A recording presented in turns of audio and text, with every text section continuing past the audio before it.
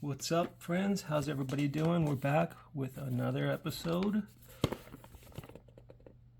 Saitake time. So this is a telescopic controller that I have heard about for years, and I've been tempted to purchase many times, but the reviews on the sticks always held me back.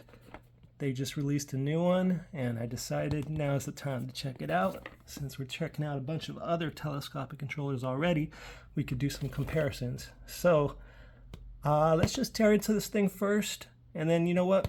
We'll do a little reminder of how this one fared in Gamepad Tester, and then we'll see how this one does. So let's move that, set this down, and you guys get to unbox with me.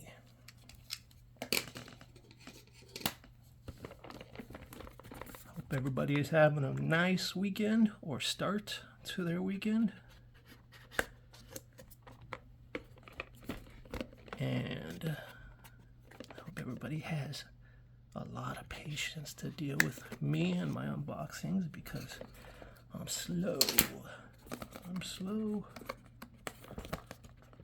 I try to keep my boxes in good shape.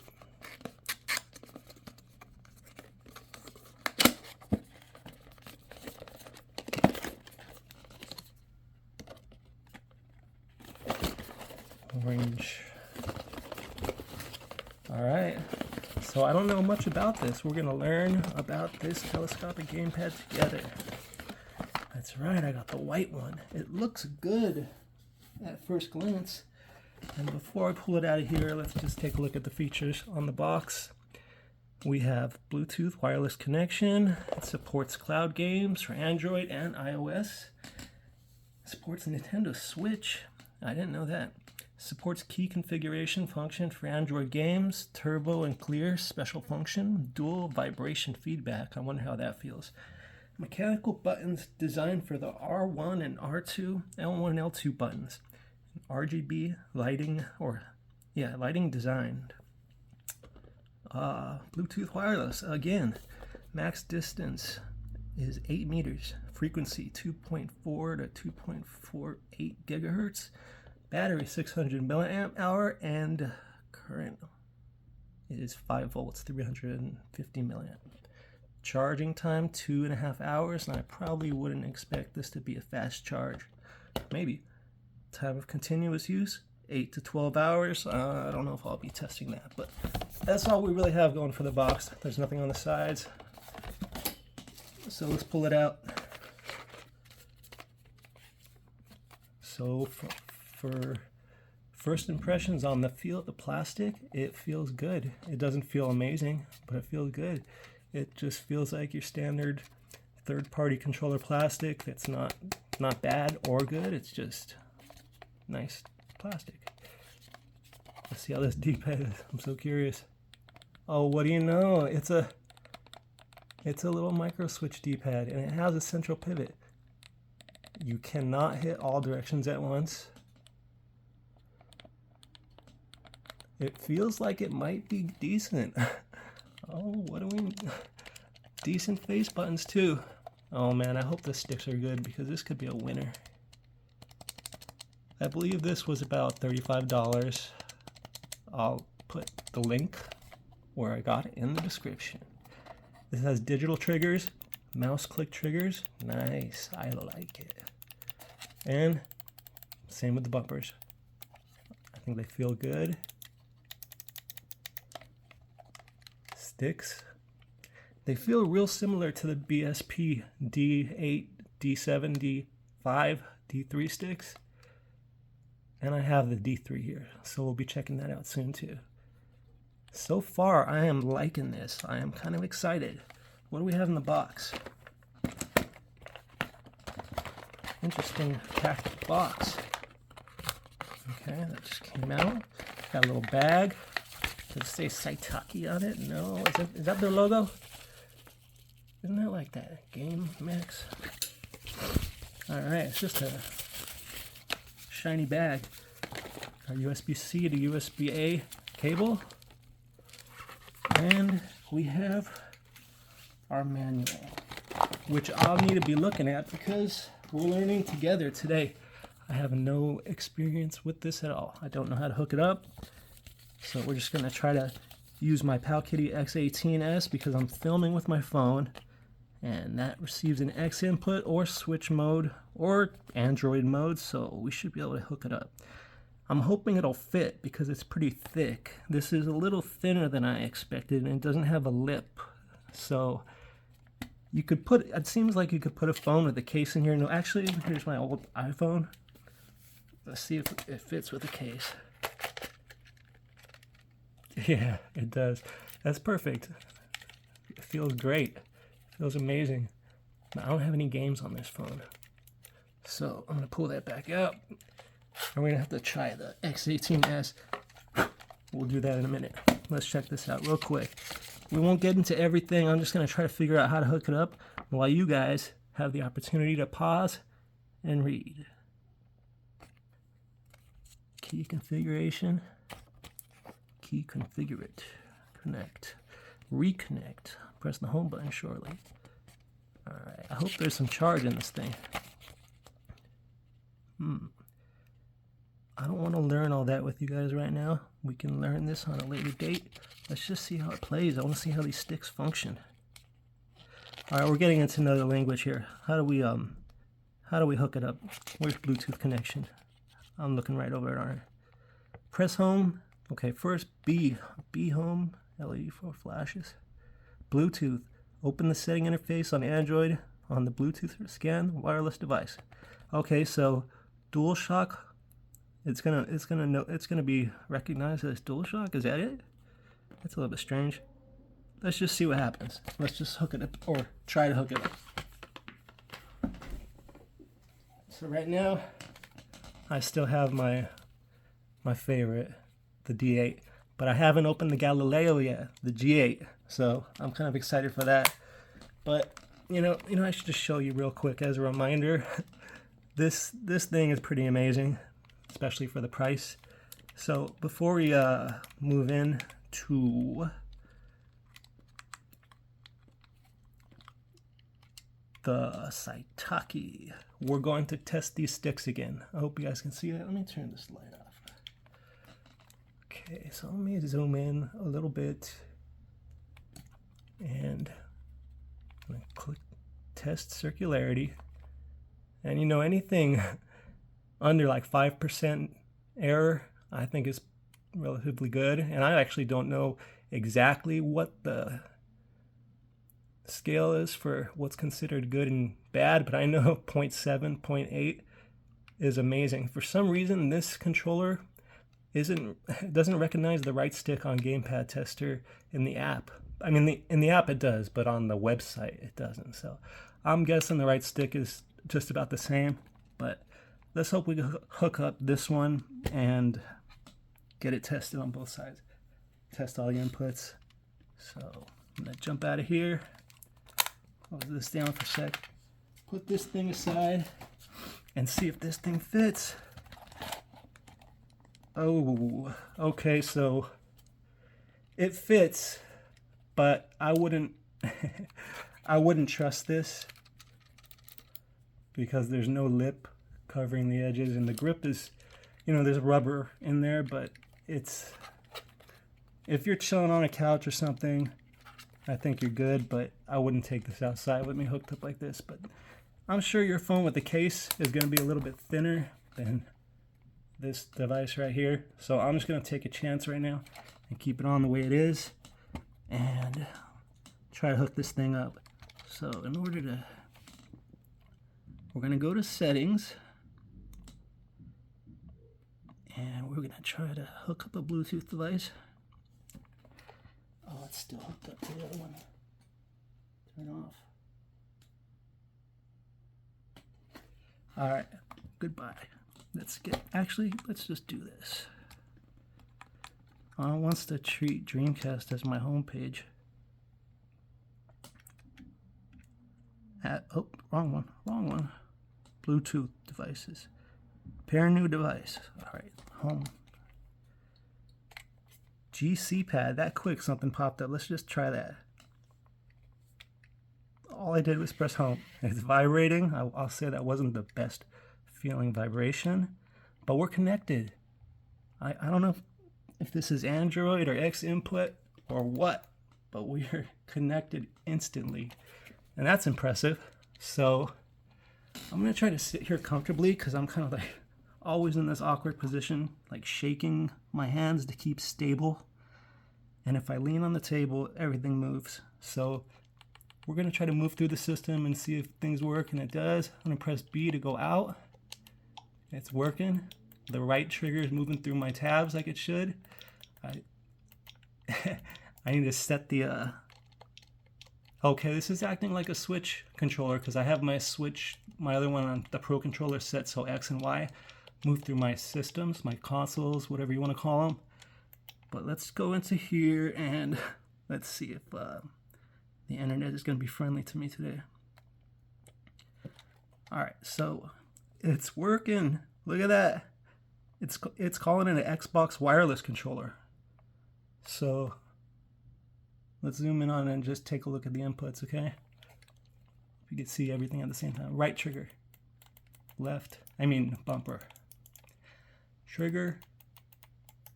Feels like there's a little bit of input lag. A, B, maybe not. I'm actually feeling like this D-pad might be good. It's recognizing both sticks, which is good. I wonder what that circularity error is. So here we go. This is the big moment. Time for you to shine. Let's start over with it.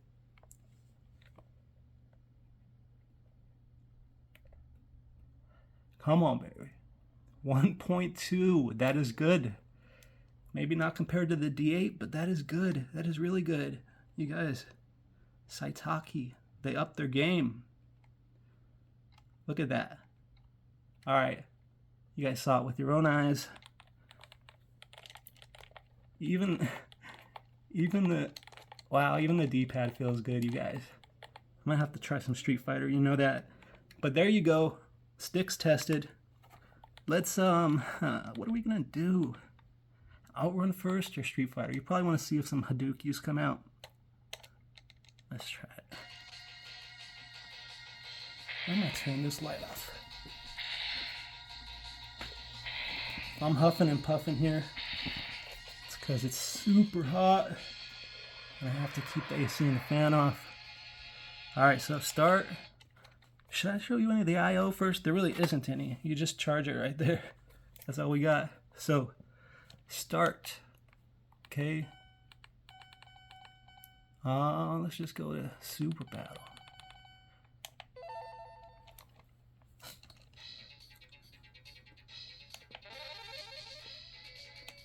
How's it gonna work? This is the D-pad test. Oh, T-Hawk. I always tell you guys I hate fighting whoever comes up, but I really do hate T-Hawk. He jumps too much.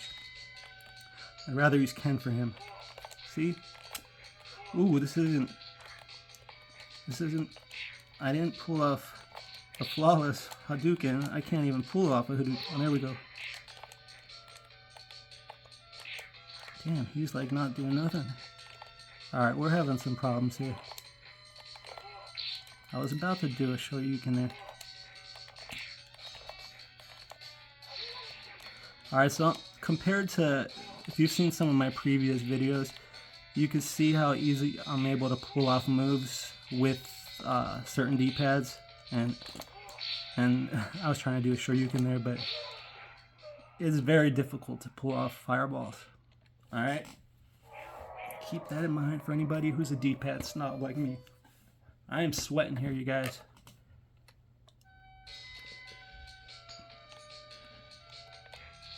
We're gonna play one round of OutRun after this because I could already tell this isn't gonna be, ooh, damn, this isn't gonna be a D-pad go-to device for me. Definitely not. The diagonals are not easy to pull off. But you know, that whole acclimation thing that I talk about, let's see if I can show you can. Oh well. So the D-pad works, and I think you can probably pull everything off with some acclimation. Keep in mind, I'm using this big chunky device in here that doesn't actually fit properly. But all the same, I can tell you right off the bat, the D-pad's not perfect. It's probably great for platformers, for puzzle games, but not for fighters. Chun-Li always kicks my ass too, so we'll just try one round. Yeah, those... Maybe, you know, there's a real tactile click, so I think it's me screwing up. Like, I'm not acclimating. There we go.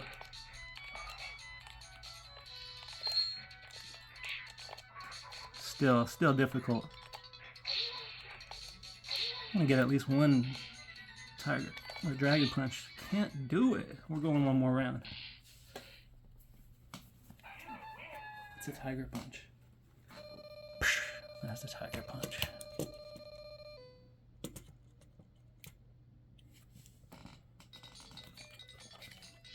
One little shoryuken, come on. Come on. Why are they so... This isn't even set on easy mode, but I can't pull off a dragon punch. So, it's hadukenable, but it's not shoryukenable, in my opinion. Just for kicks, let's see if I can pull it off with a little D-pad. Look at that. This is my modded DS Lite D-pad.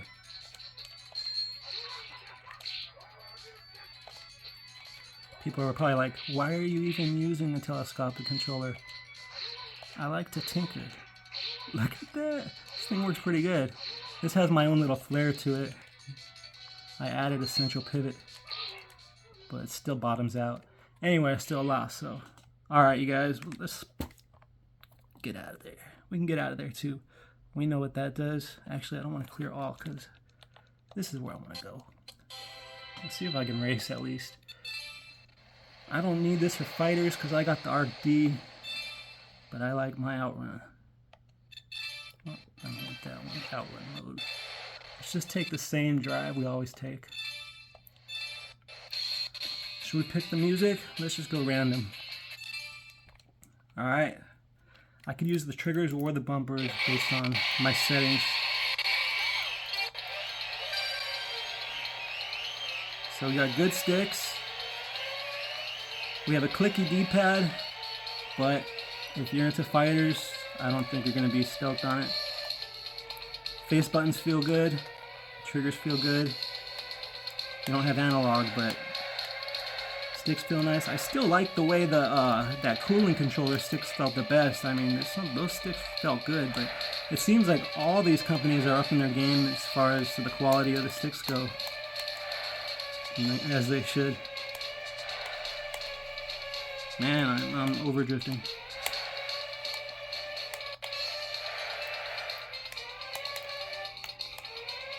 Should we take the easy route? Yeah.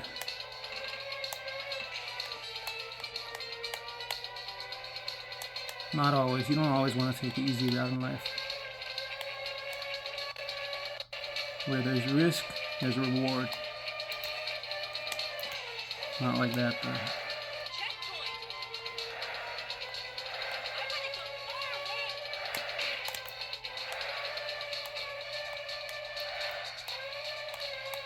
This controller doesn't have any back buttons, unfortunately, but I gotta say it feels good in the hands. Definitely isn't bad.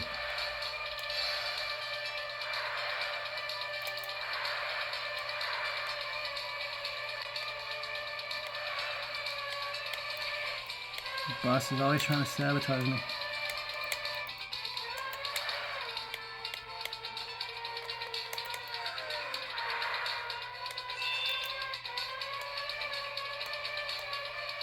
So if anybody's interested in the Saitake controller, I hope you're going to be able to get something out of this video.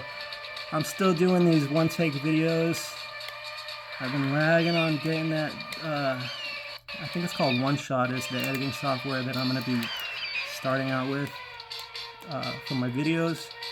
And it's just a matter of doing it. You know, I have to find the time to make the time. Like right now I could be doing that, but I'm filming instead. I hope you guys don't mind. if you stick around, you'll see the channel grow with quality improvements, audio, visual. Pretty soon I'm gonna have some cheesy little logo and some kind of catchphrase. Just kidding.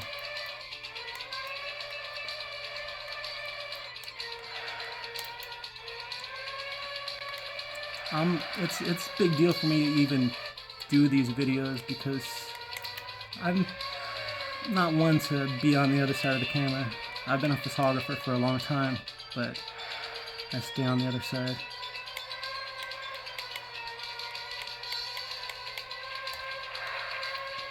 Glitch. Have you guys noticed that yet? Right on that spot, every time the birds fly by or whatever's in the sky, there's just like a one frame skip. I don't know why.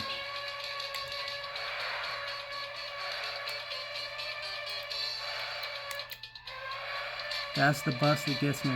See, these guys transfer on. So they encourage you to whip those cones.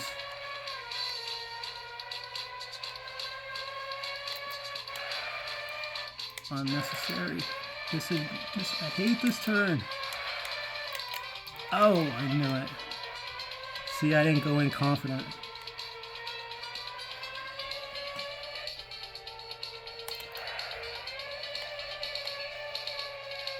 So there's so many options now, you know. I mean, even in the budget category for these controllers, it's hard to recommend to someone what to get. I mean, I'm gonna say right off the bat right now, I like the D8 better.